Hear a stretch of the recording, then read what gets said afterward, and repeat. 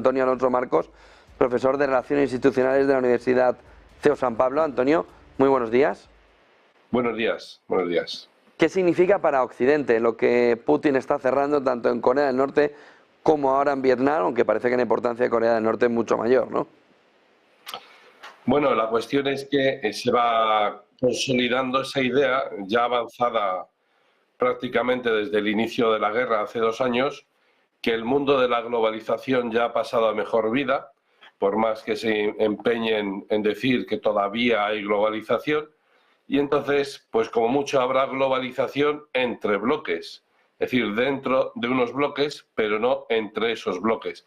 Es decir, compartir información, conocimiento, viajes, cultura, intercambios comerciales serán muy escasos entre los distintos bloques que se van conformando. Y es la consolidación no solo de bloques económicos, comerciales, sino que además es un aviso a navegantes de la conformación de bloques militares, en principio de defensa, pero claro, la defensa implica que se van a utilizar, no implica, o si se quiere decir de otra manera, no implica que no se van a utilizar medios militares para responder a un ataque, sino todo lo contrario, la reafirmación, la confirmación de que se van a emplear medios militares para responder a un ataque. Es decir, que va a haber no solo tensión verbal, sino que va a haber escalada de tensión física, de violencia física, con destrucción, con heridos y con muertos. Porque ese estrechar lazos, vamos, era más que evidente que Corea del Norte, por supuesto, era aliado o es aliado de Rusia y de China. Eso es más que evidente.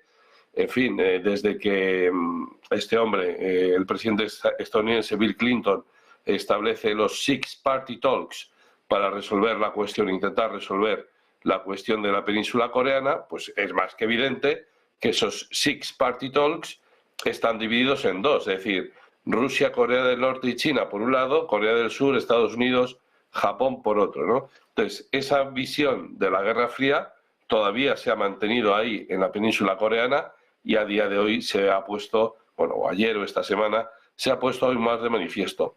Y no hay que olvidar que en el fondo eso es una medida espejo que se llama de Vladimir Putin. Es decir, la OTAN, cada uno de los países de la OTAN firma un acuerdo bilateral de defensa mutua con Ucrania, hasta ahora de los 32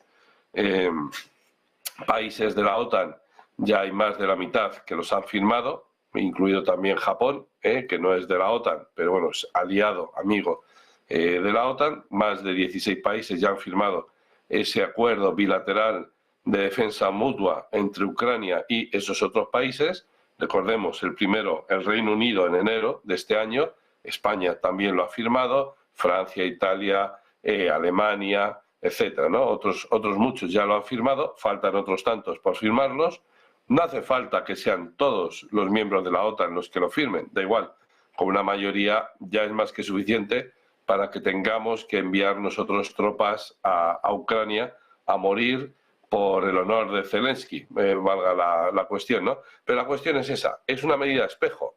Es decir, la OTAN firma acuerdos bilaterales de defensa mutua con Ucrania, Rusia firma acuerdos bilaterales de defensa mutua con otros países, entre ellos Corea del Norte.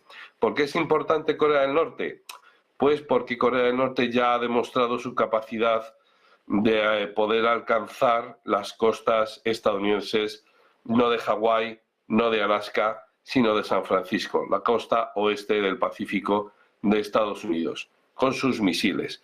Claro, aquí se nos ha pintado que Kim Jong-un es un tío gordito, un dictador, que bueno, pues no sabe sumar 2 más 2, que sus misiles son de pega, son de juguete, vale, pues de acuerdo, pero él ya ha hecho pruebas para que la gente lo vea, no solo Estados Unidos, sino para que todo el mundo sepa que tiene desarrollada esa capacidad tecnológica de llegar con los misiles. Ahora, ¿qué poner en las cabezas de los misiles? Eso ya es otra historia, es una carga de dinamita o de cualquier otro tipo de explosivo o una carga nuclear. Esa ya es otra cuestión. De tal manera que, efectivamente, al firmar ese acuerdo Rusia con Corea del Norte, es una llamada de atención lógicamente, a Estados Unidos. Cuidado, porque Estados Unidos tiene emplazados en la península coreana y en Japón miles, decenas de miles de soldados americanos. Y es una llamada de atención a Estados Unidos. Ojo, que si tú atacas a Corea del Norte, Rusia va a responder. De tal manera que el mapa global se va complicando cada vez más y de tal manera que en cualquier momento, cualquier chispita puede hacer estallar una guerra global, en el sentido de que, bueno, pues ya a partir de ese momento que estalle esa chispita, que puede ser en Filipinas, en esos encontronazos entre barcos de guerra chinos y filipinos, por ejemplo, en el mar del sur de la China, pues puede saltar la chispita ahí. ¿Puede saltar la chispita por una operación de falsa bandera? Pues tranquilamente, porque esto hay que tener en cuenta, cuando el clima general es de no entendimiento, de no comunicación y de buscar juntos una escalada, pues al final, pues obviamente lo que te vas a encontrar es una escalada. Si el clima general fuera de buscar la paz, pues cualquier incidente, por muy grave que fuera, han hundido un submarino nuclear ruso en las Kuriles, en el entorno de las Kuriles, por ejemplo. Por muy grave que fuera ese incidente, hipotético ya digo, bueno, pues habría un entendimiento, unas llamadas, un buscar una solución, un rebajar la tensión, etcétera, etcétera.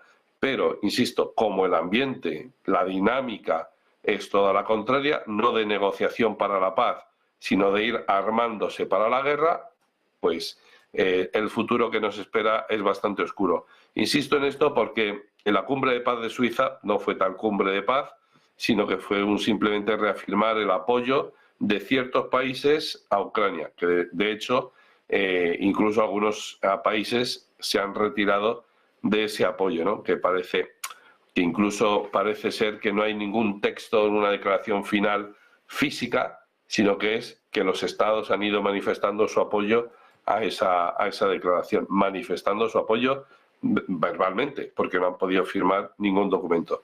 Ya digo, es una mala noticia para el mundo, pero es la reacción lógica y normal de un presidente, me refiero a Putin, que, pues bueno, que primero demuestra que no está aislado en el mundo y segundo, que cuenta con aliados que pueden buscarle las cosquillas a sus adversarios. Ya no voy a decir enemigos, pero a sus adversarios.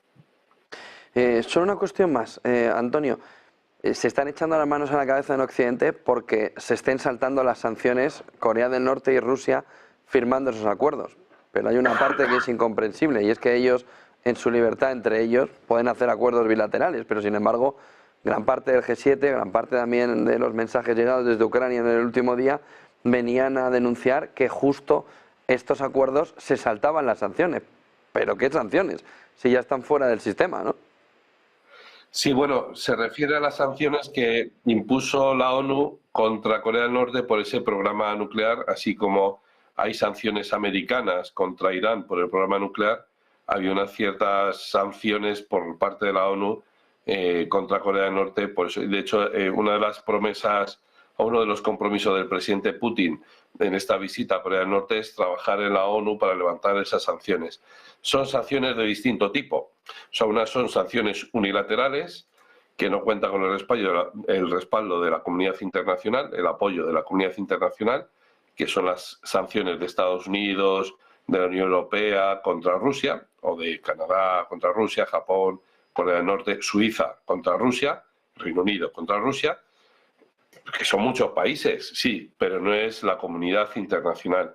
De hecho, y este es un punto muy importante mirando a Asia, hay que tener en cuenta una cosa, y es que China, cada vez más, lo demuestra, siempre que hay algo de Estados Unidos o del G7 o de lo que llaman ellos el Occidente colectivo, que no les gusta, lo subrayan y lo sacan en rueda de prensa. Bien, ¿quién lo saca? El presidente Xi Jinping, ¿no? El presidente del gobierno de China tampoco, el ministro de Exteriores tampoco, el portavoz del Ministerio de Asuntos Exteriores. Y esto es relevante porque significa que China cada vez más tomando conciencia de su grandeza, de su superpotencia, y cada vez menos aguanta, o sea, el nivel de aguante de China con respecto a digamos, a los statements, ¿no? A las proclamas que provienen de Estados Unidos o del occidente colectivo, cada vez lo toleran menos.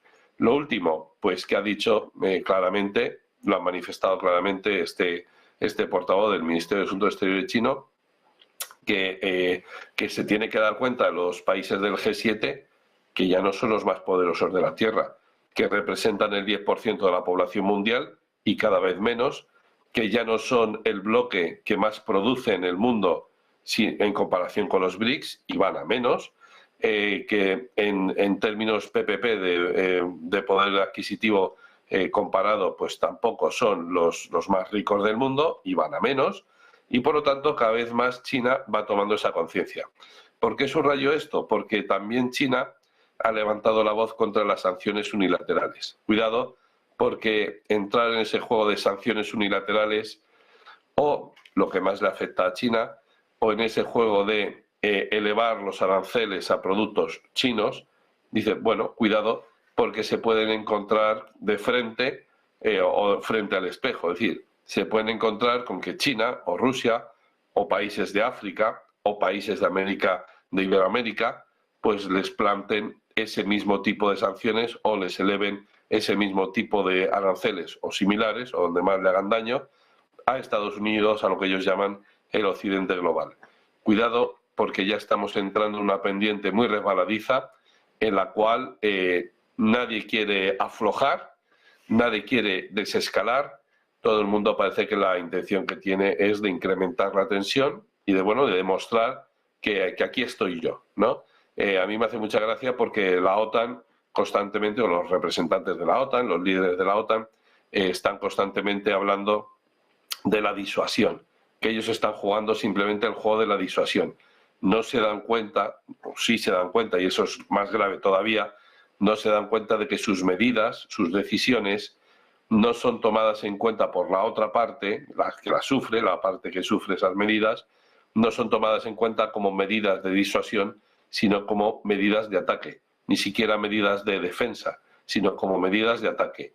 Que la otra parte, la que tienes enfrente, la que sufre tus decisiones, entienda que la estás atacando, insisto, no es una buena perspectiva, no es un buen panorama para el futuro inmediato, próximo, de este año, de estos meses que quedan por delante, a medio plazo, al comienzo del año que viene y sobre todo a largo plazo, a 10, 15, 20 años, la perspectiva que nos queda pues no es nada halagüeña, claro.